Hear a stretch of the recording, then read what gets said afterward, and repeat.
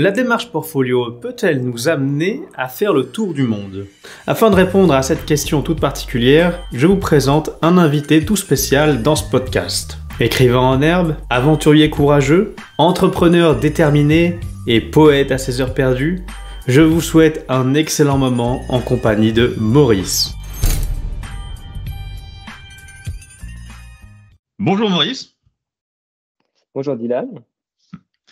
Bienvenue dans ce podcast, bienvenue sur Podfolio. Je suis vraiment très content de t'accueillir parce que, bon, je te l'avais dit en off, ça fait très longtemps qu'on ne s'est pas parlé, qu'on n'a pas eu de grandes discussions.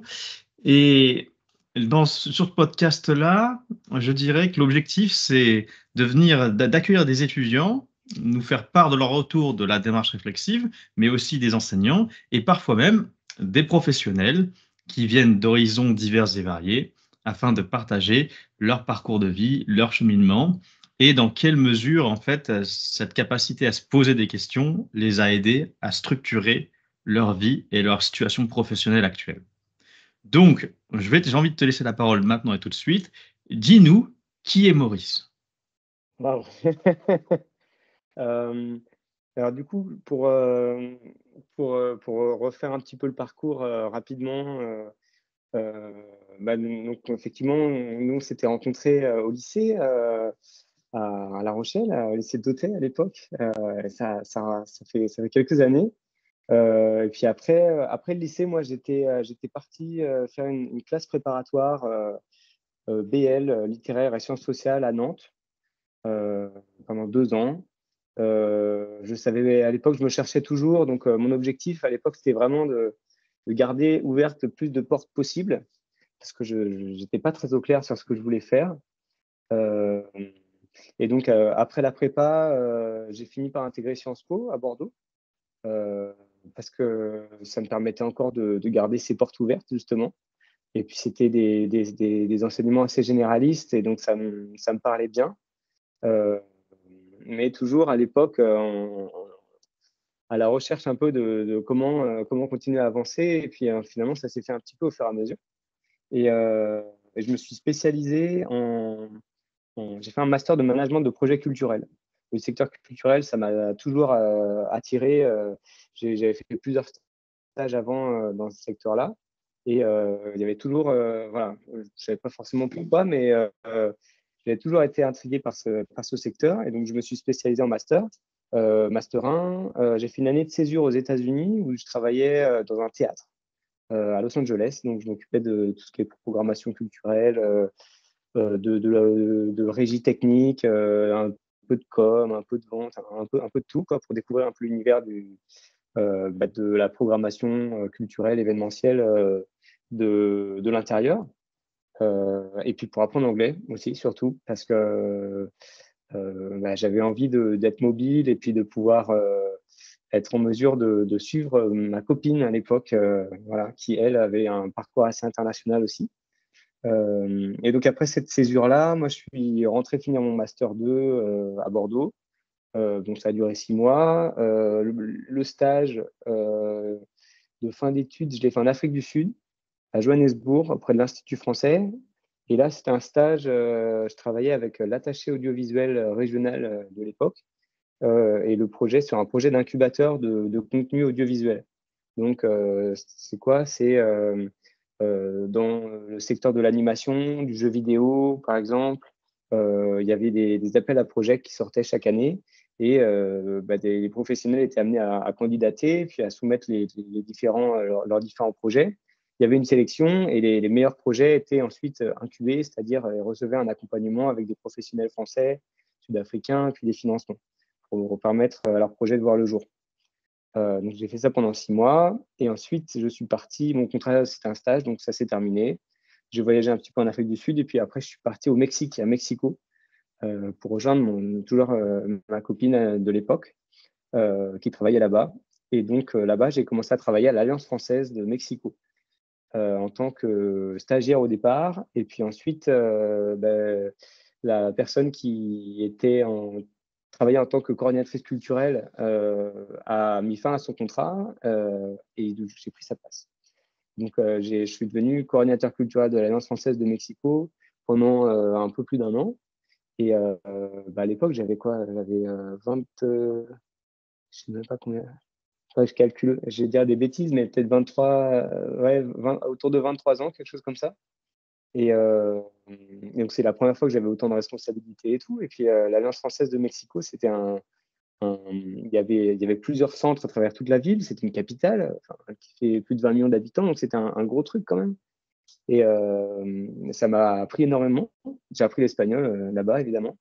Euh, et puis finalement, au bout d'un moment, après 1 an et demi, j'avais fait un petit peu le tour et puis j'avais envie de retrouver un cadre parce que j'étais un peu isolé, et un peu trop en autonomie, du coup. Donc j'avais envie de retrouver quelque chose d'un peu plus structuré et, euh, et j'avais pas envie de rentrer en France. Et donc j'ai commencé à chercher des VI, les volontariats internationaux. Et l'un des premiers auxquels j'ai postulé, c'était un volontariat international en administration, un VIA. C'était au Nigeria. Nigeria, je connaissais pas du tout. C'est la première nation noire du monde. C'est la première population d'Afrique. Enfin, la première nation en termes de population en Afrique. Également en termes comment on appelle ça, de PIB. Donc, c'est une nation assez riche. Euh, mais bon, j'avais pas vraiment, enfin, j'avais jamais été, j'avais jamais vu de photos. Même quand on regarde un petit peu en ligne, on ne trouve pas forcément grand-chose parce que c'est pas un pays qui est touristique du tout. Mais les conditions de travail étaient assez intéressantes et en fait, la mission, je la connaissais un petit peu déjà, c'était s'occuper de faire la coordination culturelle de la nouvelle alliance qui s'ouvrait à Lagos, qui est la capitale culturelle du Nigeria, dans le golfe de Guinée. Du coup.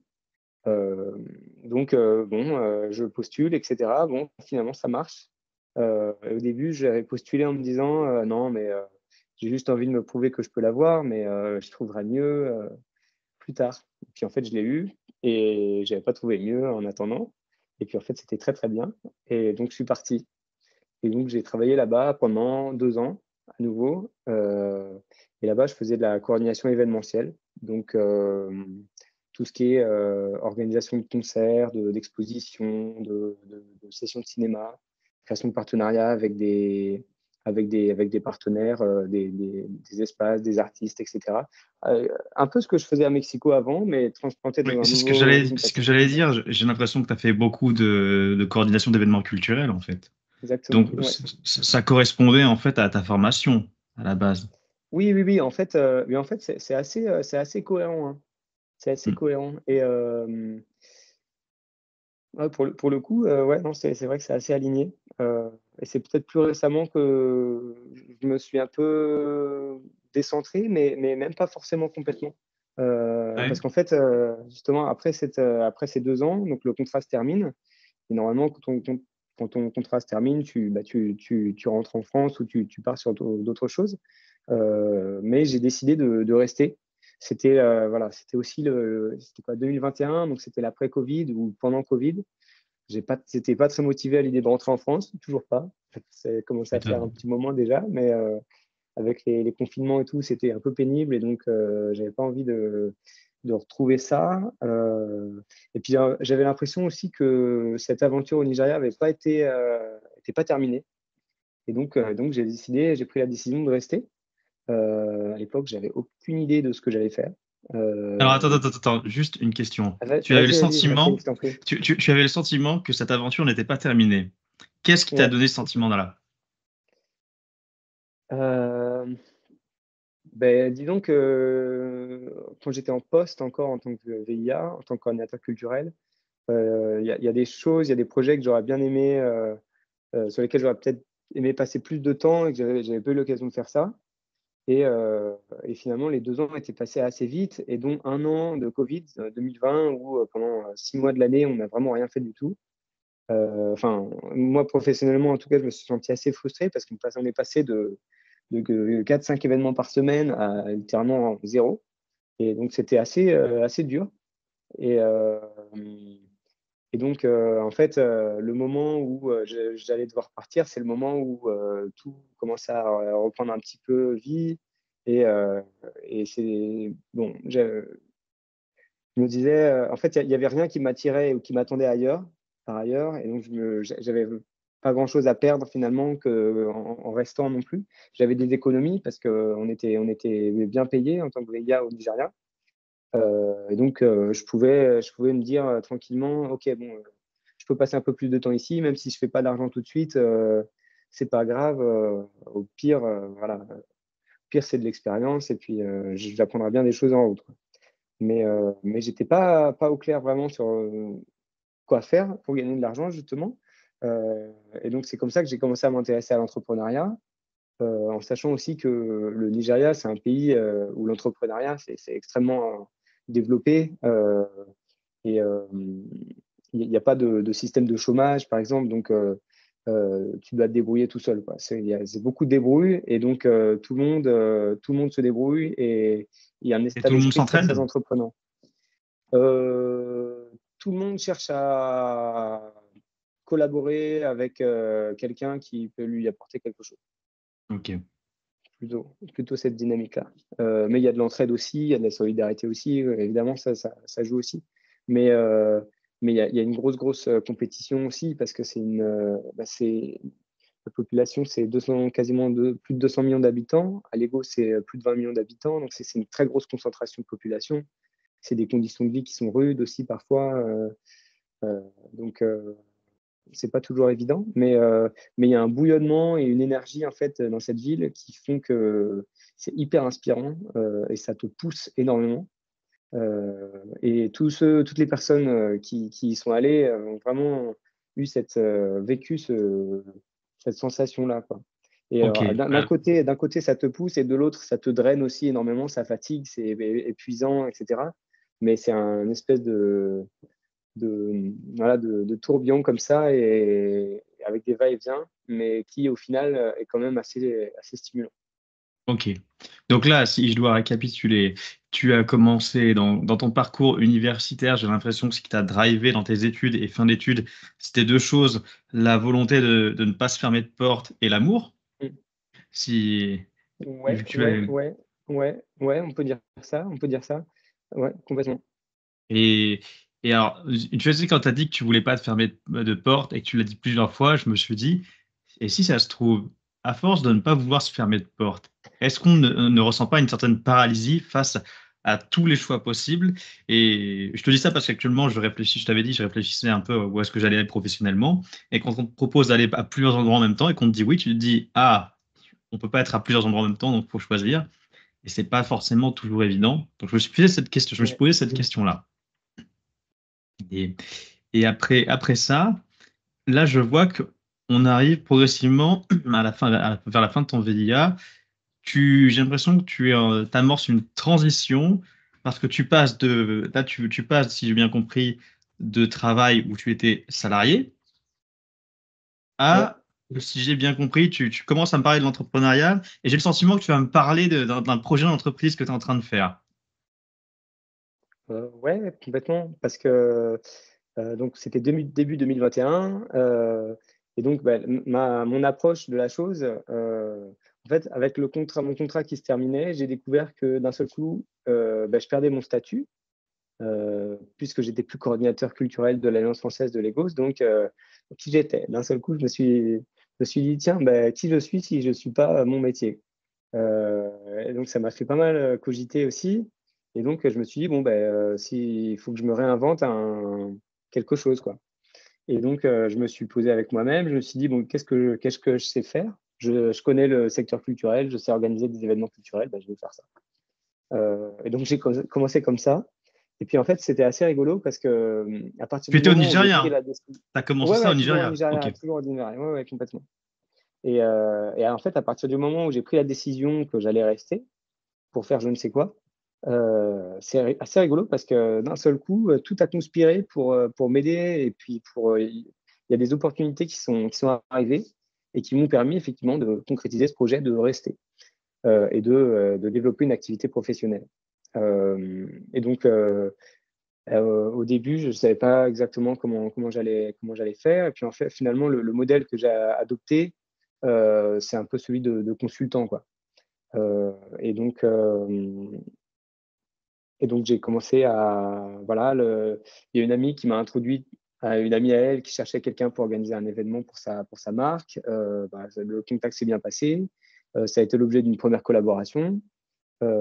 Puis de fil en aiguille, comme ça, il y a eu également un autre événement marquant, c'était la foire d'art contemporain de Lagos, Artex Lagos, qui recrutait quelqu'un pour faire de la gestion de projets culturels justement et travailler avec le curator, le commissaire d'exposition, pour mettre sur pied les différentes expositions dans le cadre de cette foire qui a lieu tous les ans en novembre à Lagos. Et c'est un gros événement dans le monde de l'art contemporain. Et donc, j'avais postulé pour ça aussi, j'ai été pris. Et donc, ça a été ma seconde mission en tant que consultant. Et donc, ça m'a permis de découvrir un peu l'envers du décor de l'art contemporain en travaillant pour une foire, donc de l'intérieur, avec des curateurs, des artistes d'un peu de différents endroits. À l'époque, c'était aussi la 2021, donc la vague des NFT. Donc, on a fait une expo de NFT aussi. Donc, c'était l'occasion de découvrir plein de choses. C'était assez excitant. Et puis, de fil en aiguille, il y a eu d'autres opportunités qui sont arrivées. Et là, ça a commencé à s'éloigner un petit peu plus de l'opération sur le terrain. Il ne s'agissait plus de faire forcément de la production ou de la curation, mais là, c'était plus du travail de reporting. Et c'était des missions pour des clients comme l'ambassade de France ou ce genre d'acteurs. Et c'était des missions qui étaient mieux rémunérées aussi, qui me permettaient de toucher à d'autres industries que je ne connaissais pas forcément de trop près. L'industrie de la musique, ensuite il y a eu l'industrie de l'animation aussi, donc du cinéma. Et donc ça m'a permis de creuser un petit peu ces différents secteurs-là. Et donc à l'époque, j'avais voulu monter ma boîte au Nigeria. Ça avait été assez compliqué. Au final, ça n'avait pas marché. J'arrivais à me débrouiller et puis à avoir des missions quand même à droite, à gauche, parce que c'est quand même un système un peu moins formel que celui qu'on a en France. Donc, ça permettait une certaine flexibilité. Et puis, en fait, à partir du moment où j'ai commencé à avoir des clients français, je me suis enregistré en tant qu'auto-entrepreneur et pour faire une facturation plus classique. Ok, parce que Et là, justement, voilà. je t'interromps parce que j'ai envie d'ouvrir une parenthèse.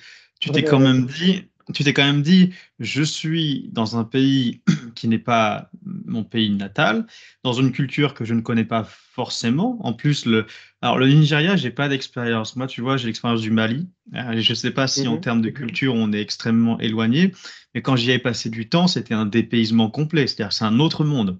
Ah Et, oui, c'est un autre monde, hein, complètement. et donc, toi, tu as réussi à te dire, OK, je suis personne, et donc je vais essayer de lancer une entreprise dans un environnement que je ne connais pas, potentiellement hostile. Donc, il faut avoir beaucoup de courage, je pense, beaucoup de courage, ou en tout cas, soit du courage, une vision claire, mais je ne sais pas si ta vision est claire de ce que tu me dis, elle Alors, ne semblait pas si claire que ça en plus. non. Alors, justement, l'environnement, je le connaissais parce que j'avais passé 2 ans et en tant que coordinateur culturel à l'Alliance, j'avais développé un réseau assez considérable dans mon secteur. D'accord. Et donc, de ce point de vue-là, j'étais pas tout seul à débarquer, à pas connaître personne, etc. Donc, de ce point de vue-là, j'étais familier de l'environnement. Même si je ne peux pas dire que je connais la culture nigériane sur le bout de mes doigts, comme pourrait le faire. Aujourd'hui, beaucoup mieux, mais à l'époque, pas autant. Euh, et effectivement, la vision à l'époque, elle se résumait à rester au Nigeria et développer une activité professionnelle pour générer de l'argent. C'était la vision. Ok. Et attends, et juste après, juste avant ça, donc là, tu voulais Ouais. générer de l'argent, mais ton raisonnement que je trouvais très intéressant, c'était de dire, je ne travaille plus, je n'ai plus de statut, donc je suis Mm. personne. Et donc tu t'es posé la question, mais au final, qui est Maurice? Qui est Maurice Chapeau? Et ce que tu t'es dit, enfin, si je comprends bien, ton identité personnelle était extrêmement liée à ton identité professionnelle.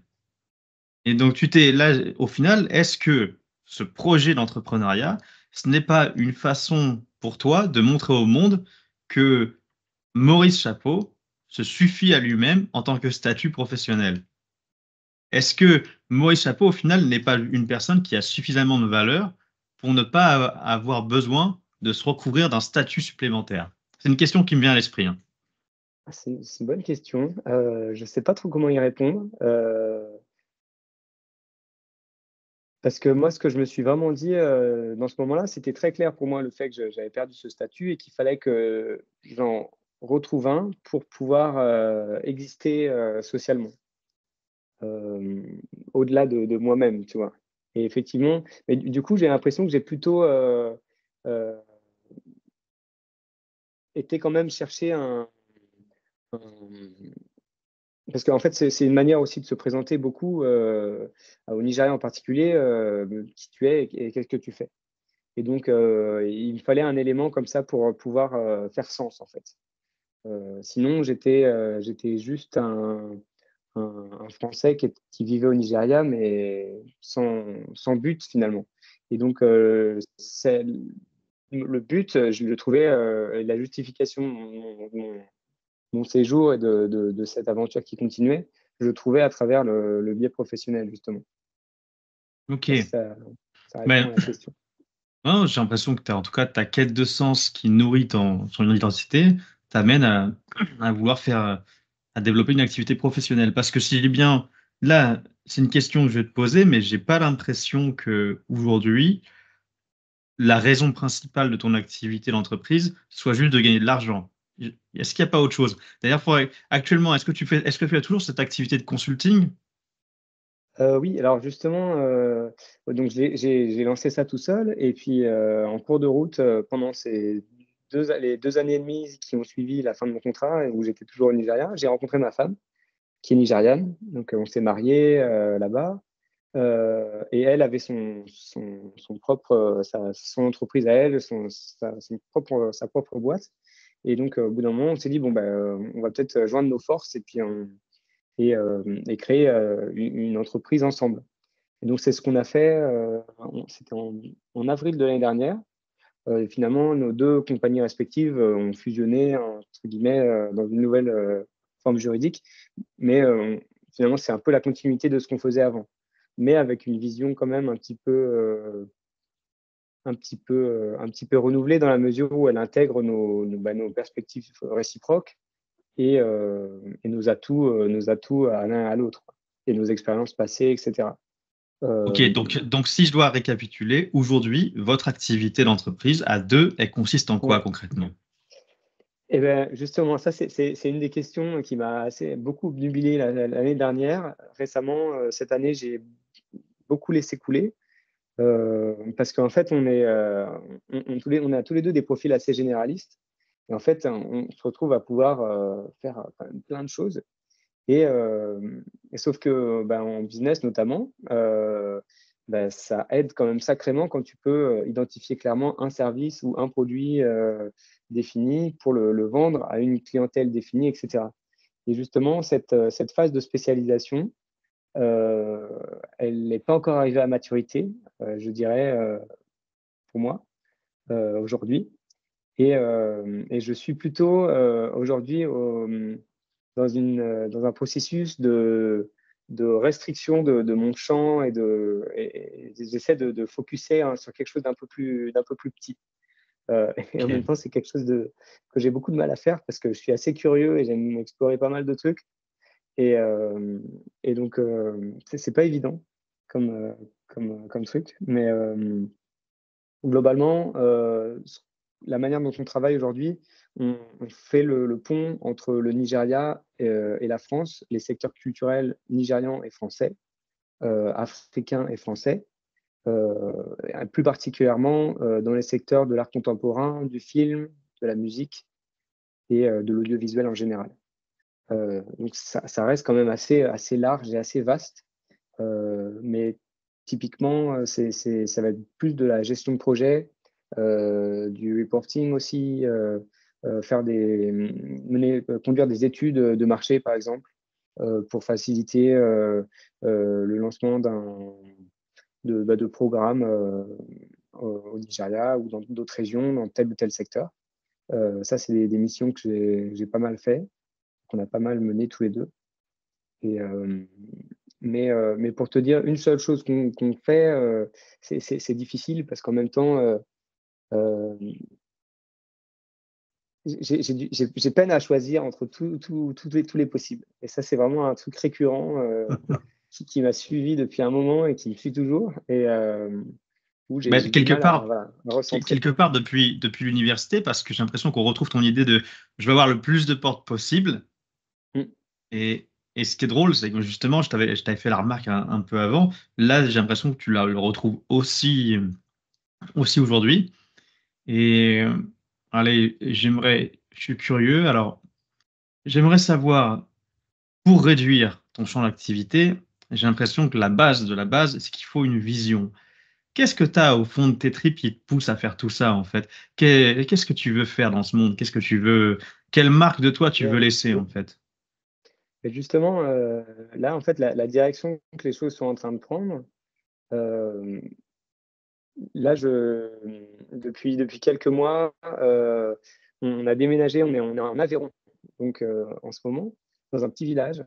Euh, L'idée, c'était de changer radicalement, après notre retour en France, entre la mégapole, Lagos de 20 millions d'habitants, pollué, bruyant, intense, etc., et donc d'aller dans l'extrême opposé. Donc là, on est dans un petit village de 900 habitants, c'est assez radical. Il y a de la nature partout, c'est très calme, et c'est un cadre de vie très différent, mais très plaisant et très inspirant, qui nous permet aussi de nous poser, nous, et de prendre le temps. Et justement, là, ça faisait, depuis qu'on est rentré en France, ça fait un peu plus d'un an, là. Euh, et c'est une occasion aussi un peu de réévaluer la situation professionnelle, puis les ambitions, et puis tous les projets, quoi. Et, euh, et j'ai donné de plus en plus de place à une pratique créative, donc par l'écriture et la photographie notamment, depuis le début de l'année. C'est quelque chose qui est en train de prendre de plus en plus de place dans ma vie. Et, tu parlais de vision, et du coup, la vision, euh, à 10 ans, ouais, il se passe pas mal de choses, mais j'aimerais bien vivre d'une pratique un peu plus créative que celle que j'ai pu avoir jusqu'à présent. Je ne sais pas si ce sera possible ou non, on verra, mais en tout cas, j'essaie de faire plus de place dans ma vie pour l'écriture, pour la photographie, euh, et pour voir où ça pourra aller aussi. Ok, Et, ok. ouais. Et en, Parce en que parallèle de ça, juste pour te resituer aussi, euh, actuellement, on va faire notre entrée, on va quitter la France et on va aller au Kenya à partir du mois de septembre pour travailler. Moi, je travaillerai auprès de l'ambassade de France en tant qu'attaché audiovisuel. Et là, pareil, c'est un peu la continuation de cette expérience que j'ai eue depuis 5-6 ans au Nigeria. Mais en tant De qu'entrepreneur ou Voilà. salarié, là? Non, non, là, c'est un contrat, c'est un CDD. Donc, c'est un contrat durée déterminée de 2 à 4 ans. Je ne sais pas exactement, mais voilà. Mais alors, 2 ans ça veut dire cumulatifs. que ton activité d'entreprise, elle est en stand-by, tu vas la Ouais. poursuivre? Là, c'est ma femme qui prendra le relais directement. Et moi, pour le coup, c'est des missions assez similaires, mais avant, l'ambassade pouvait être mon client. Là, je vais un peu changer de bord et me retrouver salarié, mais finalement mener des missions qui s'y apparentent quand même d'assez près à ce que je pouvais, au service que je pouvais rendre jusqu'à présent. Euh, Alors, et l'objectif quand tu parles du service que tu pouvais rendre, moi, j'étais resté sur la partie gestion de projet. exactement. Ok, c'est toujours là, parce que là, attaché audiovisuel, donc tu seras aussi dans la gestion de projet audiovisuel, mais tu ne seras pas ingénieur ou technicien audiovisuel. Non, non, non. Et en gros, là, c'est ce que je voulais préciser aussi, parce que c'est quelque chose que j'ai toujours beaucoup de peine à expliquer quand mes parents me demandent, ou mes grands-parents, ou des amis. Qu'est-ce que tu fais? Je sais pas. En gros, attaché audiovisuel, c'est chargé de connecter les industries audiovisuelles, en l'occurrence, ça sera du Kenya, et les homologues en France. Donc, c'est envoyer, par exemple, des réalisateurs et des producteurs kenyans au Festival de Cannes pour qu'ils puissent réseauter et puis signer des contrats avec des partenaires français. Ça va être la même chose dans le secteur de la musique, faire venir des professionnels français au Kenya pour qu'il y ait des travaux autour de faire de la formation aussi. Et puis en gros, faire en sorte que ces deux écosystèmes se rejoignent à un moment donné et puis se mettent à travailler ensemble et pour grandir ensemble. Ok, De manière assez macro. Voilà. ok.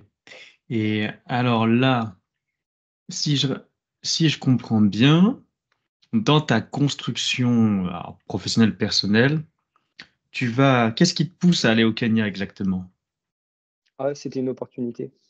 Ok, ok, ok. Mais en fait, c'est vrai que c'est quelque chose qui à l'époque, où on est rentré en France, dans notre tête, c'était une transition de quelques mois avant de repartir quelque part à l'étranger.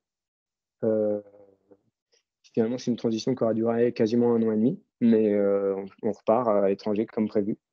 Même si on s'était bien trouvé ici et puis on reviendra après, mais il y avait cette envie de continuer, d'explorer des nouveaux horizons et surtout de continuer à en fait, travailler au développement de l'industrie culturelle et créative, des industries culturelles et créatives en Afrique Hmm. et en partenariat avec la France. Ok. Et là, ce que tu viens de dire, ça me permet de reconnecter avec la réflexion que je commence à avoir, c'est que tu as fait pas mal de gestion de projet, de coordination d'événements, et en Mmh. parallèle, tu as parlé de cette envie de partir tu as commencé l'écriture, tu as commencé la photo, donc j'ai l'impression que tu t'es ouvert à la création artistique, et là, tu es en train de te demander si cette activité de création artistique, tu pourrais pas en faire, entre guillemets, une activité professionnelle à part entière et à temps complet? Ouais, mais c'est plus long terme comme projet. Parce que je sens que je vais avoir besoin de plus de temps et surtout, là, maintenant, on est 2, on sera bientôt plus. Et donc, quand tu as une famille, tu as envie aussi d'avoir des revenus un peu stables, un minimum stable.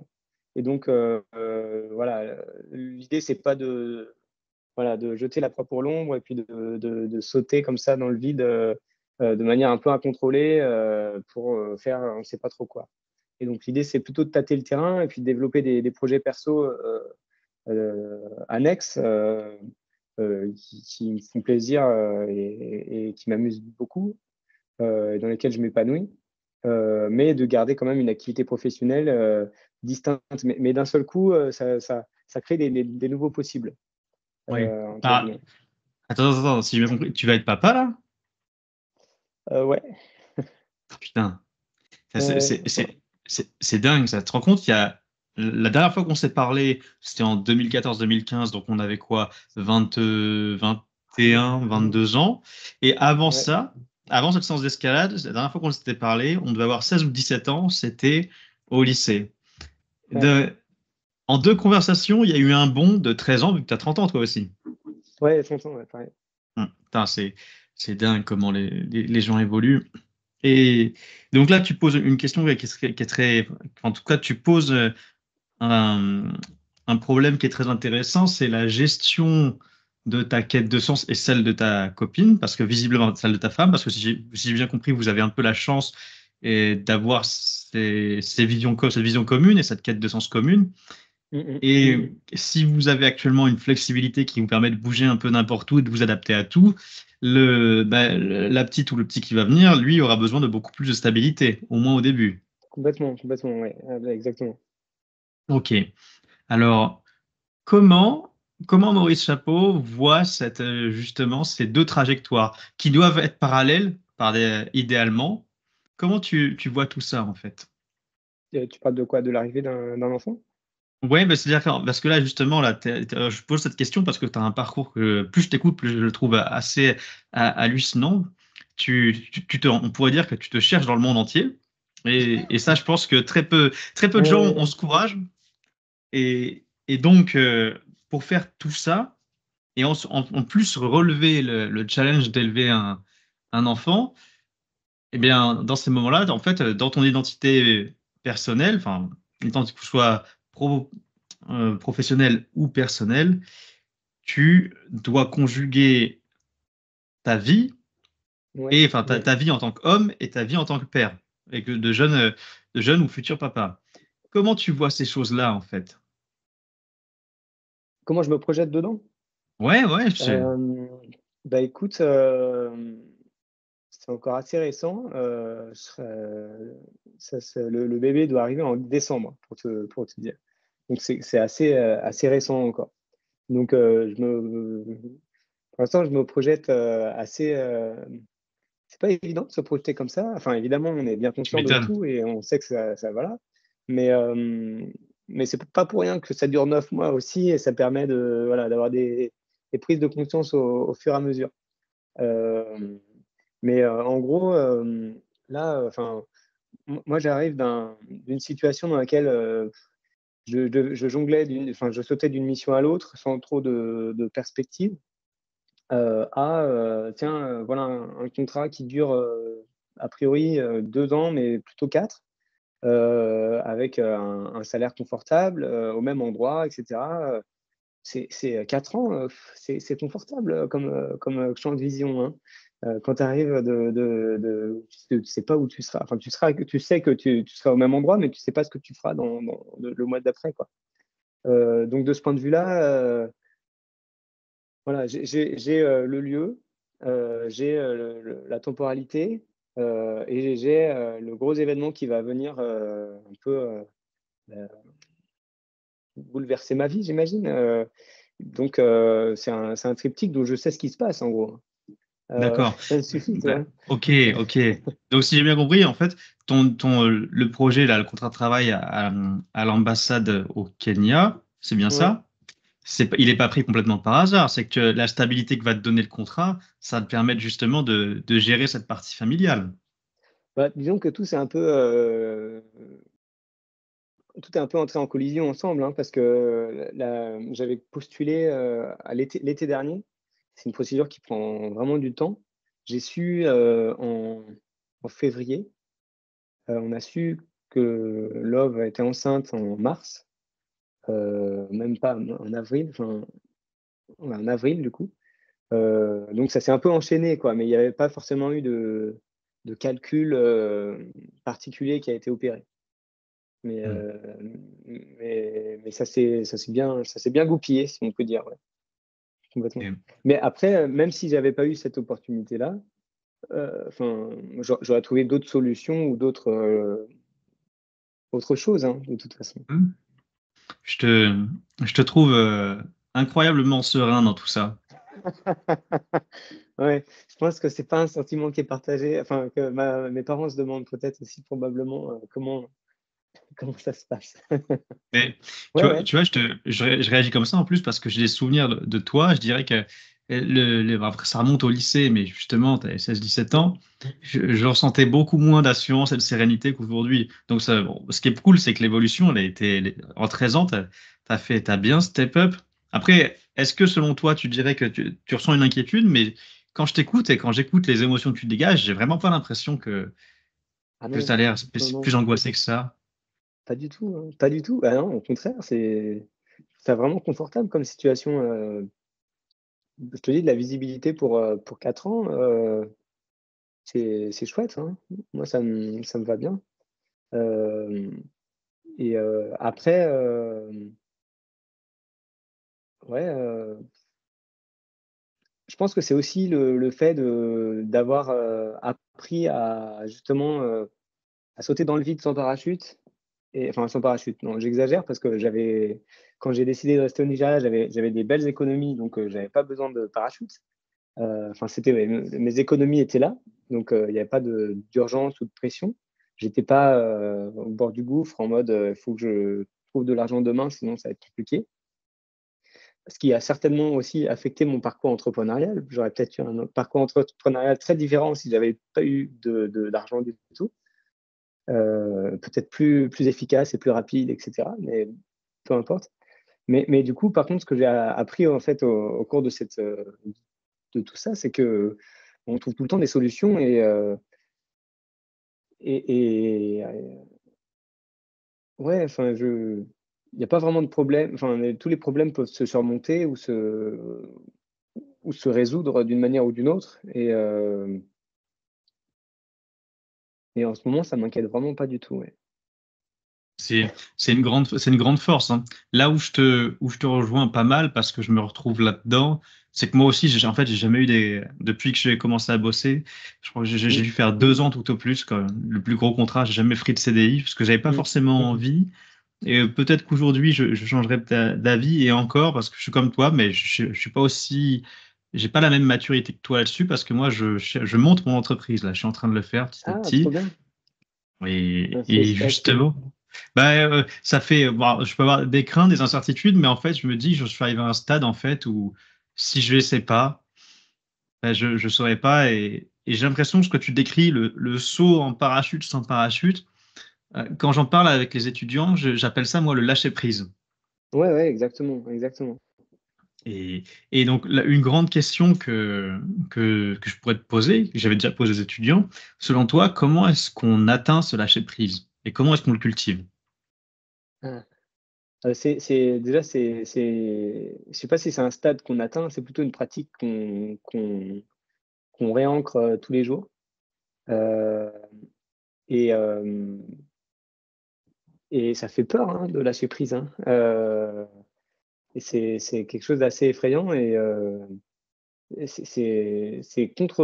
ça va contre tous nos instincts de survie. Hein. Donc, c'est difficile. Par contre, en fait, c'est une bonne question parce que d'un côté, c'est vraiment une discipline qui se pratique au quotidien. Ça, j'en suis convaincu.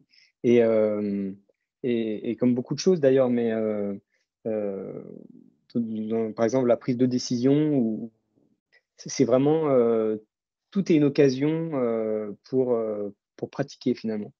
Et il n'y a pas de petits exercices. En fait, tout ce qui se passe et toutes les opportunités qu'on a de prendre des décisions ou de lâcher prise, euh, qu'on prend, c'est une mise en pratique de ce muscle-là. Et ça nous permet ensuite de l'entraîner et puis bah, de- d'ancrer cette pratique en nous plus profondément et de l'approfondir et d'avoir peut-être plus de facilité ou de plus en plus de facilité à la mettre en place. Euh, et, et je repense à moi quand j'ai décidé de rester au Nigeria. C'est assez rigolo parce que je me rappelle plus si j'étais tourmenté ou pas, tu vois. Euh, parce que effectivement, on peut dire que ça fait peur. Je me rappelle pas avoir peur. Euh, je me rappelle par contre d'être assez indécis et un peu dans le flou sur est-ce que je vais rester ou est-ce que je vais pas rester. Parce qu'à l'époque, j'avais l'opportunité aussi enfin, l'opportunité, je ne l'ai pas eu finalement, donc c'est pour ça aussi que je suis resté. Mais j'avais postulé pour un job à Paris. J'étais allé, enfin, j'attendais la réponse et puis finalement la réponse est tombée. C'était non. Et donc j'avais pas ce job et donc j'avais vraiment aucune raison d'aller à Paris. Et donc en fait naturellement la décision ça a été je reste. Euh, et en fait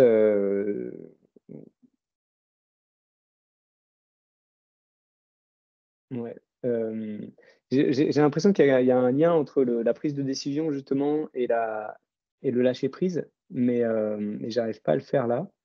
Euh, mais par contre, un truc dont je me suis rendu compte sur la prise de décision, justement, et le manque de clarté, le manque enfin, la confusion qu'on peut ressentir par rapport à une situation de vie ou autre, c'est que en fait, à partir, on n'a pas forcément, c'est la décision elle-même qui va permettre d'évacuer ce manque de clarté et cette confusion. Euh, il ne faut pas attendre d'être au clair pour prendre la décision, mais c'est l'inverse en fait. Tu prends la décision et ça t'apporte la clarté voilà, du choix. Quoi. On sait, même s'il y a du brouillard. On ne sait pas forcément même s'il y a du brouillard, mais le fait de prendre la décision va nous permettre de savoir, quoi. Hmm. En fait. Tu veux une anecdote, en tout cas ma réflexion, je me suis dit, moi, pour pratiquer le lâcher prise, euh, spontanément, j'aurais envie de Ouais. dire, sois prof en fait. Si tu es prof, tu dois pratiquer ce lâcher prise. Et pourquoi? Mhm. C'est parce que quand tu dois enseigner, en fait, tu es très souvent, moi, en tout cas dans l'enseignement supérieur, tu es face à des gamins, enfin des étudiants, je dis gamins affectueusement, qui peuvent te mettre à l'amende quand ils veulent en fait. Déjà, ils sont Ouais. 15, tu es tout seul.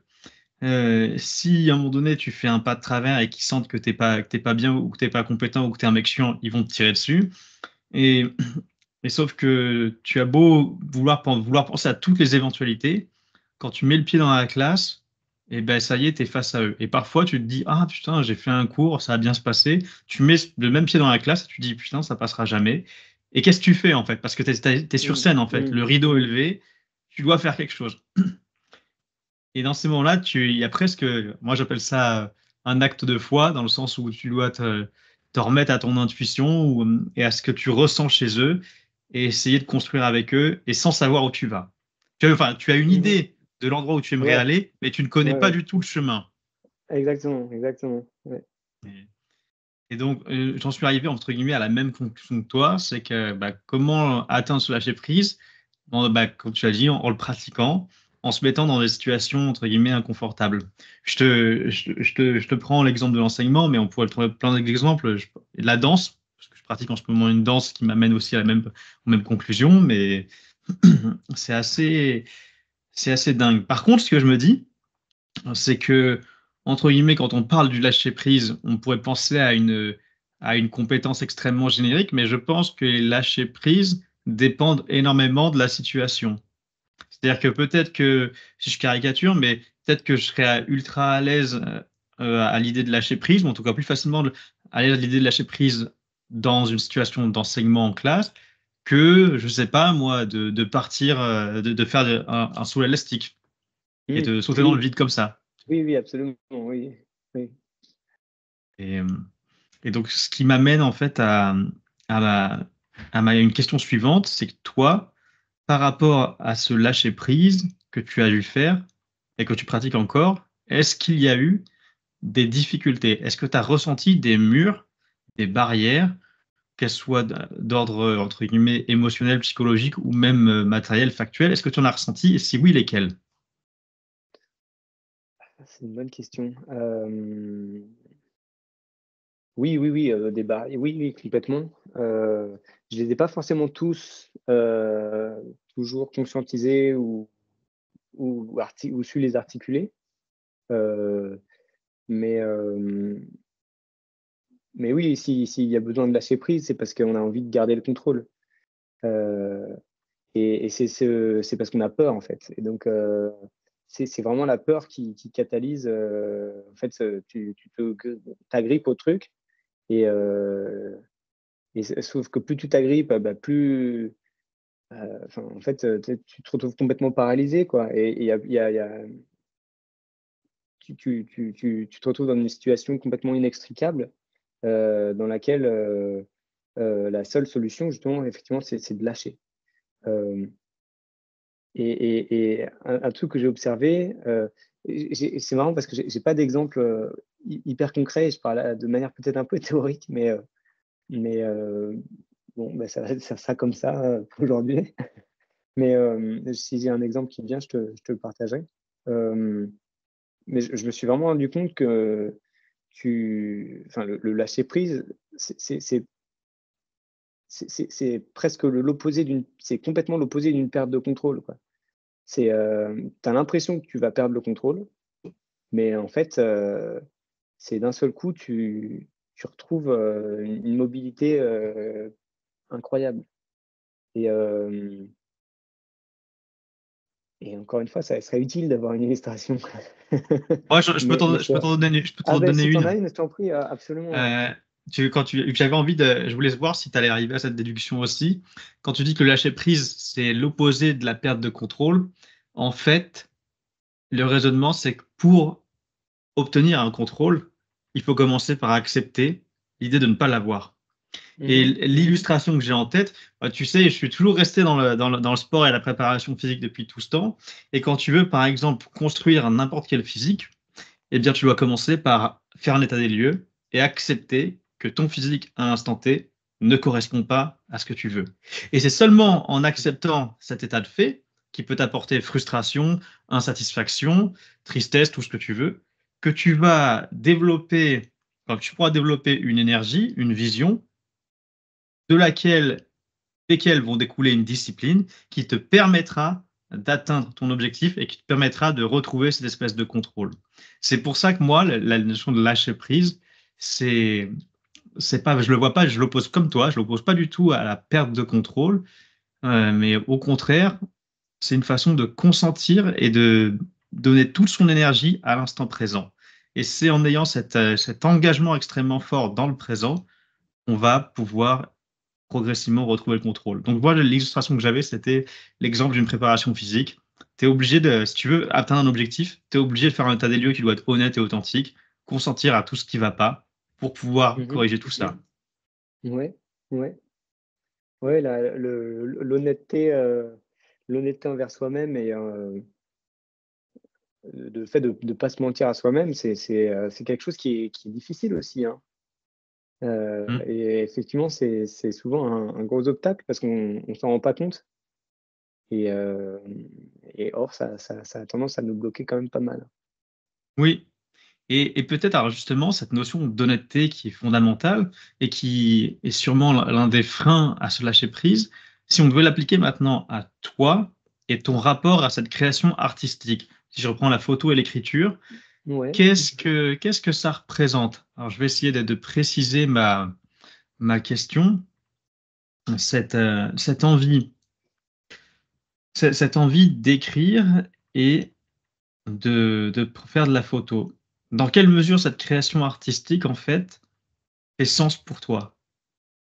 Qu'est-ce que ça représente pour toi? Euh, Déjà, l'écriture, c'est vraiment une manière voilà, de prendre des notes, puis voilà, de clarifier ma pensée. Euh, c'est un exercice que je trouve assez efficace pour ça. Euh, et j'ai tendance à pouvoir m'exprimer. Je suis beaucoup plus à l'aise à l'écrit qu'à l'oral, par exemple. Et donc, le fait de mettre les choses sur le papier, des pensées ou des réflexions, ça me permet ensuite de pouvoir m'en ressaisir par la suite et de les réutiliser déjà. De les réutiliser, mais aussi de les comprendre mieux et et voilà, de les ancrer et de les articuler, de les conscientiser. Euh, euh, et sans cette démarche-là d'écriture, ça reste assez flou et diffus et finalement, ça n'a pas trop d'existence vraiment claire. Donc, c'est apporter de la clarté. Ok. Euh, et pour ce qui est de la photo, c'est documenter mon environnement et ma vie. Et avec mon objectif, c'est euh, de, ouais, de reprendre un peu le contrôle enfin, voilà, de projeter ma propre vision de mon existence et de celle de ma famille ou enfin, de ce qui me plaît, quoi. Et d'exprimer cette vision d'une manière tangible. Donc, et si j'oublie pas, il y a un truc que tu as dit aussi, c'est que tu te verrais en fait en faire une activité professionnelle à moyen long terme. Euh, je- alors, c'est ce que j'imagine maintenant. Après, je ne sais pas du tout si ça va se concrétiser comme ça ou quoi. Parce que je ne connais pas le métier de photographe professionnel non plus. Donc, si ça se trouve, je serais là, non, mais en fait, ça ne me plaît pas du tout. Donc, je ne l'ai pas vraiment testé assez loin pour savoir. Mais j'ai quand même l'intuition que c'est quelque chose qui me plairait de raconter des histoires en prenant des photos, etc. Euh, et puis parce que tu y mets beaucoup de toi aussi, donc tu continues de te découvrir aussi toi-même à travers ces photos-là. Donc c'est une exploration aussi ça semble quand même combiner plein d'avantages et plein de choses qui devraient marcher ensemble. Ok. Et voilà. Et du coup, c'est pour ça aussi que j'aimerais idéalement continuer de creuser dans cette direction-là. Ok. Donc là, on a parlé de la photographie et le métier d'écrivain, vu que tu parles de l'écriture aussi. C'est vraiment lié. J'ai du mal à délier les deux pour l'instant. Je sais pas exactement. Enfin, je pense que les deux s'articulent et se répondent, mais je sais pas exactement dans quelle mesure. Hmm. Et justement, ce que j'avais observé, c'est que euh, je pense que c'est une manière. Enfin, je poursuis un objectif un peu similaire par des moyens différents, mais euh, mais je sais pas encore exactement comment les articuler ensemble. Mais bon, je trouverai. Je m'inquiète pas de ça non plus. C'est c'est assez dingue parce que si on doit reprendre ce podcast depuis le début et qu'on parle de ton parcours universitaire, il y a Oui, eu oui, énormément de chemins parcourus et j'ai l'impression que ce qui semble aujourd'hui très important pour toi et qu'il a peut-être été tout le temps, c'est une forme de don de soi. J'ai l'impression que tu cherches à exprimer une sensibilité dans tes oui, activités et que, si j'ai bien compris au début, dans la coordination de projet, la gestion de projet, c'est quelque chose que tu peux faire, que tu as l'air même de faire suffisamment bien vu que tu as pu monter un business dessus, mais tu ne t'épanouis pas complètement dedans, il te manque quelque chose. C'est comme ça que j'interprète, mais ouais, c'est à toi de me oui, dire si je me ouais, ouais. trompe. Non, non, complètement. Et en fait, c'est ce que j'y pensais ce matin. Et justement, en fait, je pense que j'ai toujours été attiré par le secteur culturel, sans trop savoir pourquoi. Mais en fait, je suis rentré par une porte complètement dérobée de l'autre côté. Et en fait, sans savoir que je voulais aller dans la pratique créative elle-même, quoi. Et en fait, c'est cette expérience à l'intérieur qui m'a permis de m'en rapprocher et de prendre suffisamment de confiance et de recul pour m'autoriser le fait de pouvoir écrire et prendre des photos pour mon plaisir, rien que pour ça, tu vois. Hmm. Et, euh, et de me donner suffisamment de crédibilité à moi-même et d'avoir suffisamment de confiance en moi pour pouvoir faire ça. Bien. Euh, Parce que j'ai quand même côtoyé pas mal d'artistes dans différents secteurs, mais de photographes ou autres. J'ai fait une trentaine d'interviews d'artistes émergents au Nigeria, justement, en explorant toutes ces thématiques-là, de l'identité, de la pratique, etc. Et moi, à l'époque, je n'écrivais pas et je prenais pas de photos. Donc, il m'a fallu vraiment du temps pour y arriver et m'autoriser à le faire et me sentir une légitimité à le faire. Et ça a été, enfin, ça fait vraiment du bien de pouvoir voir ce chemin-là déjà, et puis le fait de se sentir aussi, comment on dit, empowered. Voilà, enfin, que ça te redonne du pouvoir, en fait, de t'autoriser à faire des choses que tu t'interdisais jusqu'à présent. D'un seul coup, c'est quand même c'est agréable. Alors, si j'ai bien compris, justement, le fait de s'autoriser à faire ces choses-là te fait gagner en confiance en soi, permet Mm. d'éclaircir ta pensée, ta quête de sens. Et par curiosité, comment on fait pour s'autoriser à faire ça?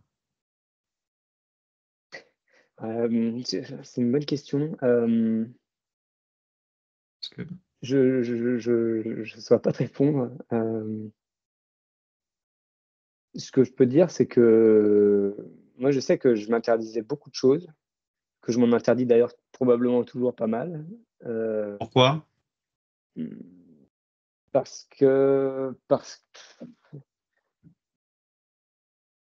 je ne pourrais pas te donner un événement ou une raison claire, mais en gros, c'est un sentiment de un sentiment d'illégitimité ou en mode c'est pas moi, tu vois.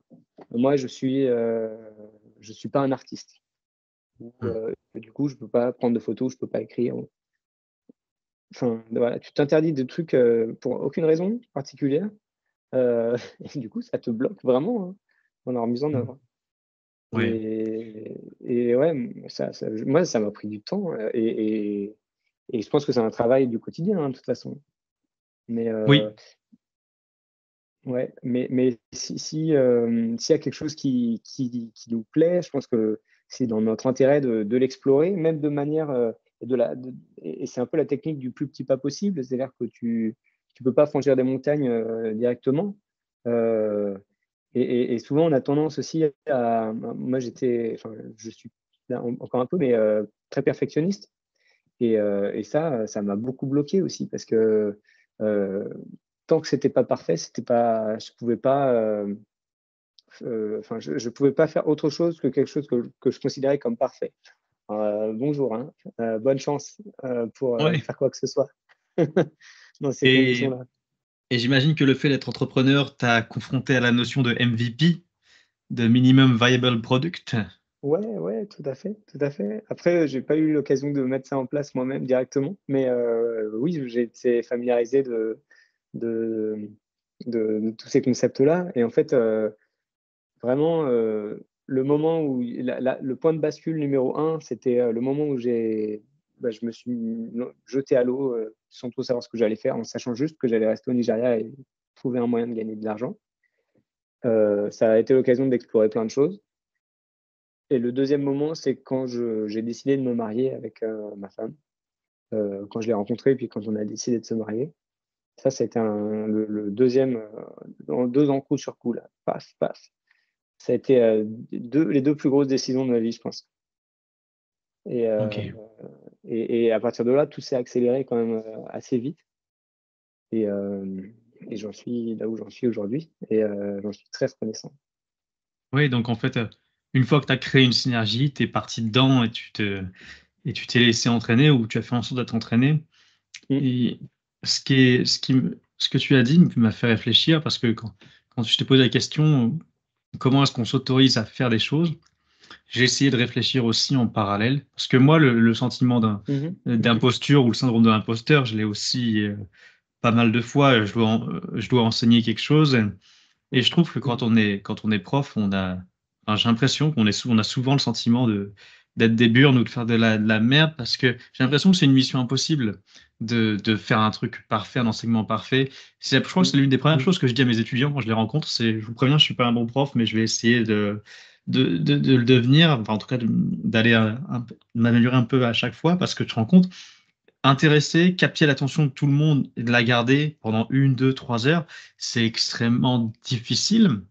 Et, mais je trouve ça extrêmement challengeant. Et après, je me suis dit, bah, faut quand même essayer. C'est pas parce que c'est impossible que ça ne Mm. mérite pas d'être, qu'il faut pas être essayé. Mais par contre, ce que je pourrais dire, c'est que dans mon état d'esprit, alors je le dis souvent à une femme à qui je tiens beaucoup, c'est que j'ai l'état d'esprit un peu d'un branleur. Ça veut dire que je fais que ce que j'ai envie et j'ai aussi un côté hors la loi. C'est-à-dire que si j'ai une règle qui me paraît pas pertinente, je vais pas la Ouais. respecter. Et donc, si je vois un truc qui me paraît important, qui est super important à faire, même si on me l'interdit, je vais quand même vouloir essayer. Et je pense que ça a été une force pour essayer de prendre des risques. Tu vois, par exemple, la chaîne Mhm. YouTube, essayer de partir dans l'entrepreneuriat, enseigner, tenter des choses, en fait. C'est même si on m'a jamais poussé à le faire, et parfois même c'était plutôt l'inverse. Et je me t'ai dit, bah en fait, il faut quand même essayer. Et parce que j'avais ça en moi. Et toi, tu disais que tu avais davantage le syndrome du bon élève ou du mec perfectionniste. Bah, les deux, hein. Ok. Enfin, l'imposteur et perfectionniste, ouais, ouais, complètement. Complètement. Ok. Alors, et donc, si on arrive tranquillement vers la fin de cette épopée et de ce podcast, en tout cas de ce premier opus, si tu devais regarder justement en arrière, regarder justement tout le chemin que tu as parcouru, quelle leçon de vie fondamentale tu penses avoir apprise? Ouais, il y en a quand même. Il y a une chose qui me vient là, qui fait écho à ce que tu disais juste avant aussi, et puis à toutes ces peurs, toutes ces peurs-là qu'on peut avoir pour se lancer et faire des choses qui nous tiennent à cœur. Euh, on est assez, euh, on est même très très affecté par notre environnement et en particulier par les gens qui nous entourent. Euh, et en fait, c'est extrêmement critique de bien s'entourer. Euh, et parce que souvent, en fait, quand on n'ose pas faire des choses, c'est aussi peut-être parce que dans notre entourage, on a ou bien des exemples ou bien des proches ou des personnes qui nous inspirent pas à rêver plus grand. Et, or, justement, le fait de côtoyer des gens qui sont capables de voir plus loin que toi ou plus loin que nous, euh, autrement, qui vont pas être dans le jugement justement de telle ou telle décision qu'on peut prendre. Ça va, c'est une aide incroyable, et ça fait avancer de manière démultipliée, quoi. Et ça permet de franchir beaucoup d'obstacles enfin, qui n'ont d'existence que par le fait que on a dans notre entourage des gens qui nous empêchent d'avancer, pas qui nous empêchent d'avancer, mais qui nous peut-être qui freinent cette avancée. Qui C'est te ça. transmettent leurs croyances limitantes? Ouais, exactement. Et, Et, et c'est pour ça que je te disais que le moment où on a décidé de se marier avec ma femme, ça a été assez, enfin, un très grand moment parce que d'un seul coup, ça faisait. Enfin bon, elle joue enfin évidemment, c'est ma femme, donc elle a une influence énorme dans ma vie. Et le fait enfin, et ça se sent, quoi. Et le choix des personnes avec qui tu décides de t'associer ou de fréquenter, c'est crucial, quoi. C'est vraiment crucial. Ouais. donc, j'en conclus quelque part, ou en tout cas, j'en déduis que ta femme est une personne qui te pousse vers le haut, qui te pousse à Mm. prendre des risques, à essayer, à aller découvrir en fait le monde et par extension toi-même. Ouais, complètement, complètement. Et c'est quelque chose de super important. Donc en fait, là, l'enseignement fondamental que tu nous donnes, c'est soyez bien entourés ou bien accompagnés. Ouais, ouais.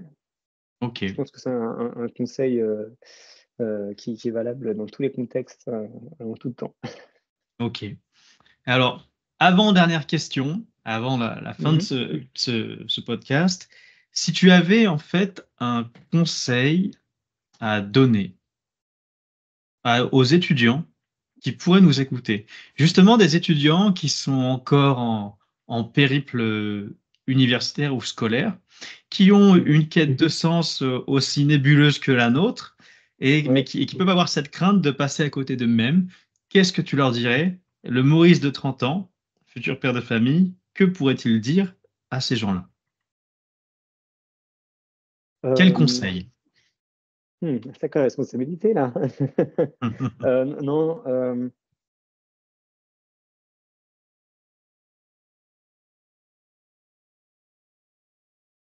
vraiment qui sont en lien aussi avec leur formation, j'imagine, ou pas forcément. Ce que tu veux. Ouais. Euh, Vraiment de regarder honnêtement en soi-même ce qui parle, ce qui fait bouger, ce qui anime, ce qui donne de la joie, ce qui apporte de l'excitation et qui intéresse et qui passionne. Et puis essayer de suivre ce truc-là et d'identifier un peu plus. Euh, et s'autoriser à l'explorer et justement à le connaître mieux même si ça n'a rien à voir justement avec les études ou l'objet des études en question ou les aspirations des parents ou de quiconque d'autre. Vraiment aller D'accord. voir ce qui palpite, quoi, à l'intérieur et, Ok, euh, et s'autoriser à aller voir aussi parce ok. que ça, c'est pas évident toujours non plus. Donc si je dois résumer, regardez-vous honnêtement dans le miroir et osez sortir de chez vous. Ouais, très bien. Super. Mais alors maintenant, dernière question, Maurice. En fait, c'est même pas vraiment une question, mais ce que j'ai l'habitude de faire Ok. dans mes podcasts, c'est que c'est à l'invité d'avoir le mot de la fin. Donc, je te laisse conclure ce podcast par ce que tu veux. Voilà. Ah ouais.